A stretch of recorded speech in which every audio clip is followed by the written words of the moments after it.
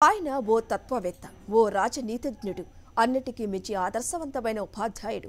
విద్యార్థులంటే ఆయనకు అంతులేని ప్రేమ. ఆయనంటే విద్యార్థులకు ఎనలేని గౌరవం. విద్యార్థుల్ని ఉత్తమ పౌరులుగా తీర్చినప్పుడే భవిష్యత్తు భారతం బాగుంటుందని భావించిన ఉత్తమ టీచర్ ఆయన.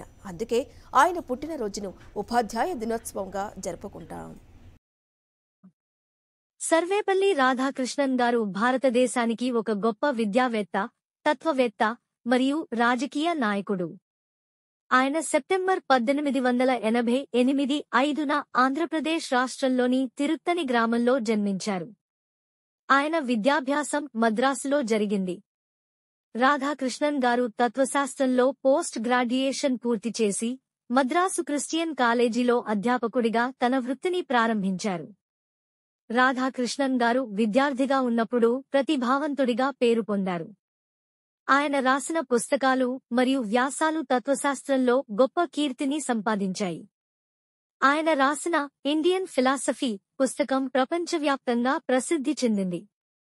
ఆయన తత్వశాస్త్రంలో చేసిన పరిశోధనలు మరియు రచనలు భారతీయ తత్వశాస్త్రాన్ని ప్రపంచానికి పరిచయం చేశాయి. రాధాకృష్ణన్ గారు 1952లో భారతదేశపు మొదటి ఉపరాష్ట్రపతిగా నియమించబడ్డారు. 1962లో ఆయన భారతదేశపు రెండవ రాష్ట్రపతిగా బాధ్యతలు స్వీకరించారు. ఆయన విద్యారంగంలో చేసిన సేవలను గుర్తించి భారత ప్రభుత్వం ఆయనకు 1954లో భారతరత్న పురస్కారం ప్రదానం చేసింది. రాధాకృష్ణన్ గారు విద్యారంగంలో చేసిన సేవలు మరియు ఆయన తత్వశాస్త్రంలో చేసిన పరిశోధనలు భారతదేశానికి గర్వకారణం. ఆయన జీవిత చరిత్ర మనకు ఒక ఆదర్శం. ఆయన చెప్పిన కొన్ని మాటలు మనకు ప్రేరణ కలిగిస్తాయి.